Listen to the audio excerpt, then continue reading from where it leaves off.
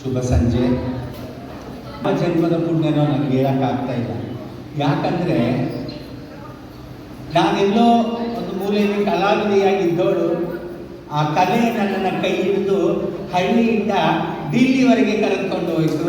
ಆ ಒಂದು ಕಲೆ ಇವತ್ತು ಇಡೀ ರಾಜ್ಯ, ಹೊರ ರಾಜ್ಯದಲ್ಲಿರ್ತಕ್ಕಂಥ ಕನ್ನಡಿಗರು ಇಷ್ಟಪಡ್ತಕ್ಕಂಥದ್ದು ಪ್ರಜಾವಾಣಿಯಲ್ಲಿ ಬರ್ತಕ್ಕಂಥ ಭೂಮಿಕಾ ಕ್ಲಬ್ಬನ್ನು ನಾನಿವತ್ತು ಉದ್ಘಾಟನೆ ಮಾಡಿದ್ದು ವಿಜಯನಗರ ಜಿಲ್ಲೆಯಲ್ಲಿ. ನನಗೆ ತುಂಬ ಸಂತೋಷದ ವಿಚಾರ ಅಂತ ಹೇಳೋದಕ್ಕೆ ಖುಷಿ ಪಡ್ತೀನಿ. ಅದೇ ರೀತಿಯಾಗಿ ಭೂಮಿಕಾ ಕ್ಲಬ್ಬಲ್ಲಿ ಎಷ್ಟು ಜನ ಸಾಧಕಿಯರನ್ನು ಗುರುತಿಸಿದೆ, ಲೇಖಕಿಯರನ್ನು, ಕಲಾವಿದರನ್ನು, ಯಾವ್ಯಾವುದೋ ಅಂತ ದೊಡ್ಡ ಕೊಡುಗೆಯನ್ನು ನಮ್ಮ ಕರ್ನಾಟಕಕ್ಕೆ ಕೊಟ್ಟಿದೆ ಅಂದರೆ ಅದು ನಿಮ್ಮ ಭಾಗ್ಯ ಅಂತ ಹೇಳೋದಕ್ಕೆ ನನಗೆ ತುಂಬ ಖುಷಿ ಆಗ್ತಾಯಿದೆ.